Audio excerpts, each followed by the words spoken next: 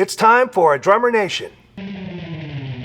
Michael Vosbon, your host for Drummer Nation. This is episode 21, which I'm going to be speaking with my buddy Gary Astridge, taking a break from some of the interviews I did at the Jazz Educator Conference in New Orleans in January. There are more of those. Gary Astridge is the curator of Ringo Starr's drums.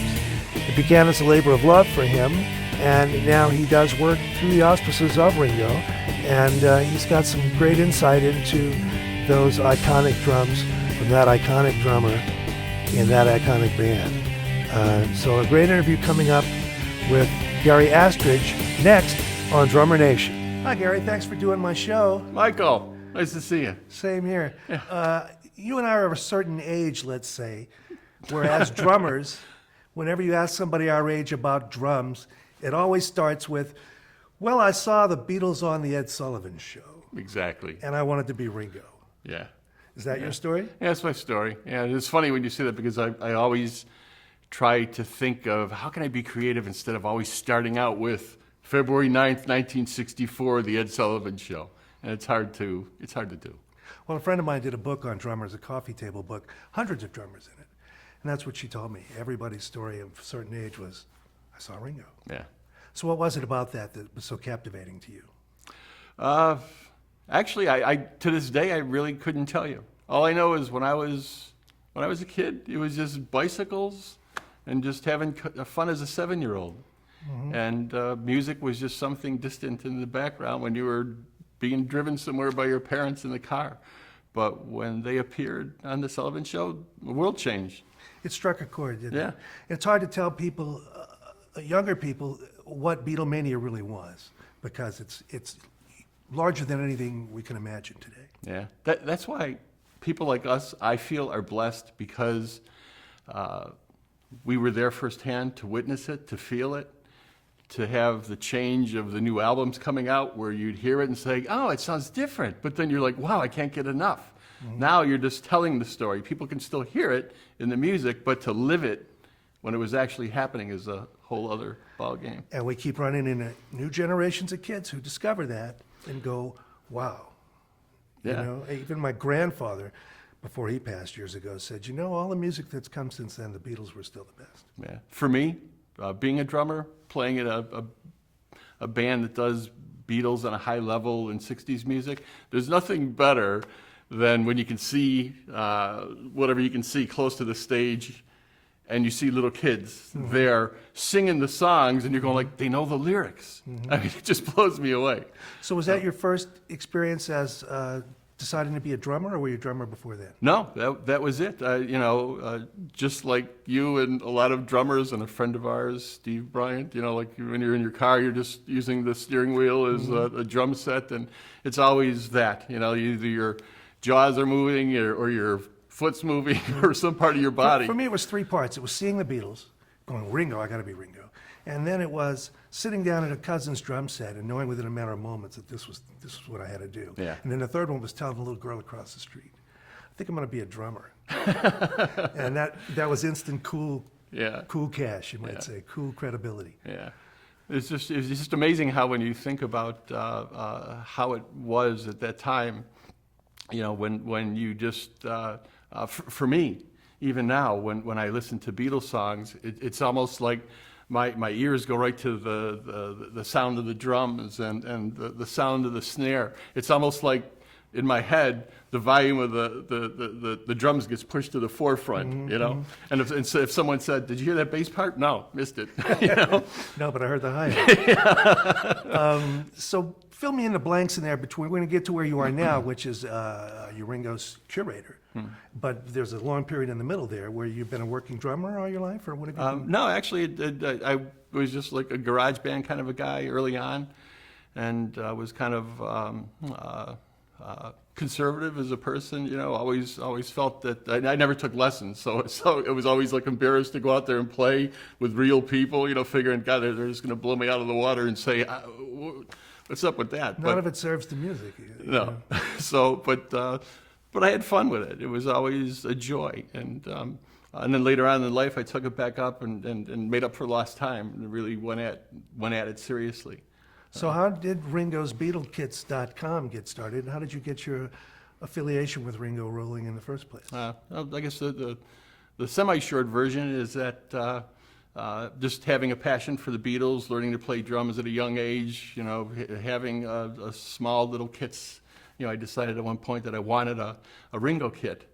And when I got it, it wasn't a Ringo kit. It was like a late 80 or late 69 bowling ball version, and there was other things that weren't right. So I just started doing more research, became a collector of vintage kits, all specific to Ringo's. That led me to having a complete collection, which led me to taking all the information that I learned through research and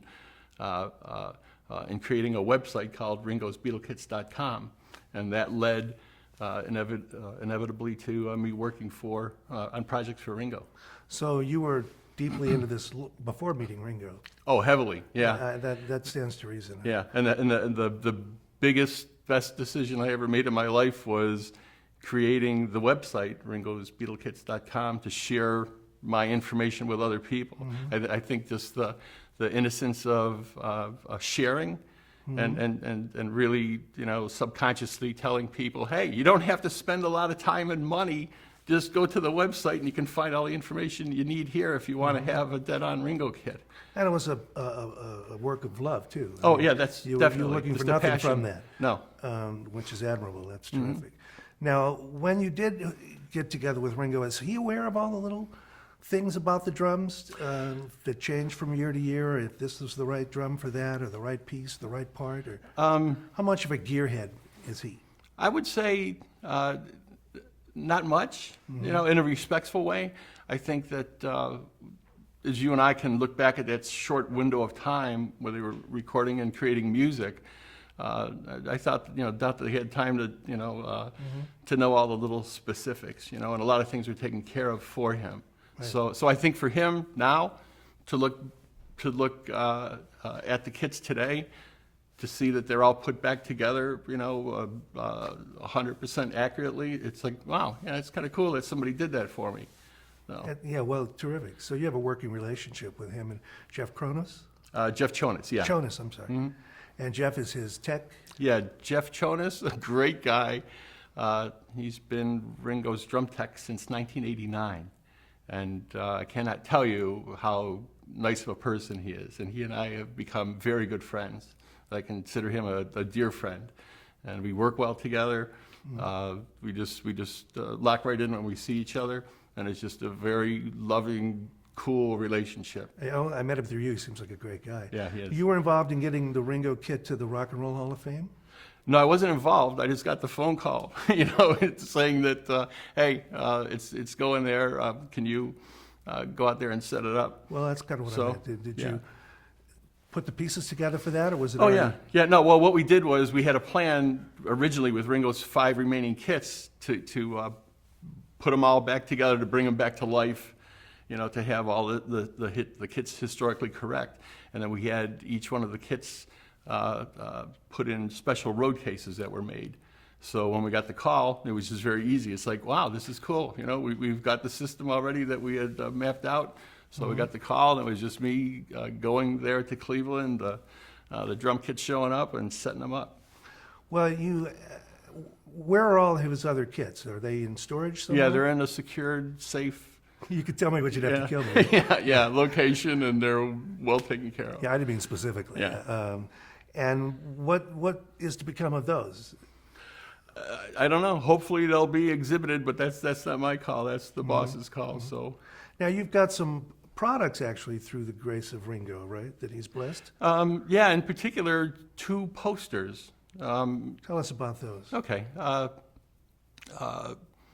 Little story. I wanted to do one poster originally just to have something to offer to offset costs of me going to drum shows and doing talks and things because I was like a newbie to the whole industry. Mm-hmm. So Scott Robert Ritchie, his name's Scotty. That's Barbara, Ringo's wife, Barbara and Ringo's personal assistant. He and I are also very, very good friends. And I said, Scotty, can you help me? Is there something I can do? So he goes, well, what are you talking about doing? And I said, well, how about a poster? How about, and I mentioned the snare drum, and so he says, yeah. And I said, well, I know a lot of good photos were taken. And I says, can we do something with that? So the cool part is, Scotty works and creates this a poster, sends it to me, and I said, oh my God, this is so cool. And I'm thinking, like, this is really going to happen. So I said, but can we change some of the pictures? And he's quiet, and then Scotty's always joking, and I said, hello? And then he just said, I don't think you want to do that. And I said, well, why not? And he said, because Ringo picked these out. And I said, wow, that's cool, I get it. So we tweaked some of the wording and stuff like that, and money from the posters is going to the Lotus Foundation, a charity that was started by Barbara and Ringo. So I thought, how cool is that for me to give back to him? And so we did that. And then I was working on another poster idea that I pitched, and I was hoping to do a series, or I am planning on doing a series.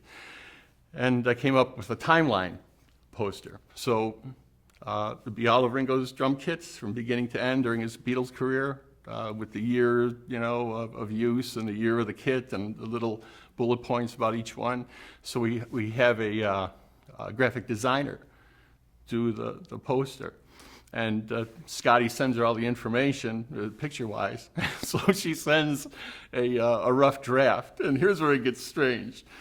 I open up the file, and the timeline is cool, but on the left side is a picture of me and Ringo standing in front of his very first Ludwig kit.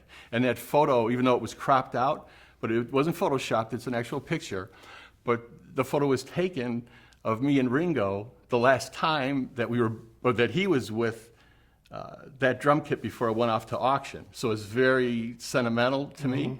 But overall, when I saw that, I called the woman, her name was Carla, and I said, that's got to go. I said, I'm low profile. They're going to freak if they see this. It's going to look like, oh, God, Gary feels comfortable enough now where he's waving the flag of, look at me. You didn't want it to make it about you. Yeah. So she says, no, you're missing the big picture. You brought his kits back to life. You're a part of this. So she said, can't you just show Scotty? Won't you use your friend? Won't he just tell you? And I said, you know what? I'll do it, but I'm extremely uncomfortable. I sent him an email. And within a minute, he sends us a response. And I'm sitting at my desk going, you're 6'5", 250. I don't want to press the button to read the email. I don't want to know what he has to say. And I do, and it says, this is great. It's about time he came out of the shadows. So the short story is, Ringo approves it. And from what Scotty told me, Ringo said, Gary's done so many nice things for us, let's do something nice for him. So That's to me, great. that was just like the exclamation point. That's great. And validation. Well, that comes from your heart being in the right place. And I'm sure somebody like him has millions of people looking to take advantage somewhere or another. And you're not. Mm-hmm. So that's great. So how many different products are available like that? Well, we have those two. We have posters that are where Ringo is actually signing some, and he doesn't sign anything. So for him to do that is another honor for me. So we're doing signed posters that are specially framed. We're offering those for $1,500 US, and you can also buy just a regular poster for $20. You can buy the that was sort of timeline. You can buy the snare drum poster for $20, and we have like combination offers, and it's all on our Ringo's BeatleKit.com website. There's a store. That was my next question. Yeah. Ringo's BeatleKits.com. Yeah. All right. Well, I know you have some new things we're working on, but we can't talk about those yet. Yeah. But that means you'd come and talk to me again. Sure. I appreciate it if you'd come do my show again. Yeah, I'd love to. Well, thank you for taking the time to drop in, and thank you to Classic Drummer Magazine for lending us their studio. This is a bit above my pay grade, but they're great pals of mine, and we both have worked for and with, and give a special shout out to them. Thanks, Gary. Thank you. Nice to meet you.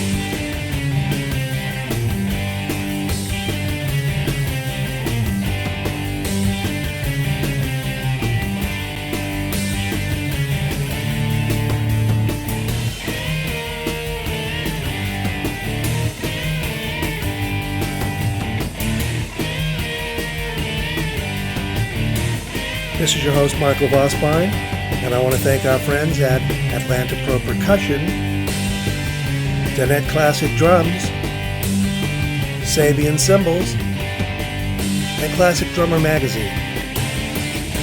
We'll see you again in 2 weeks.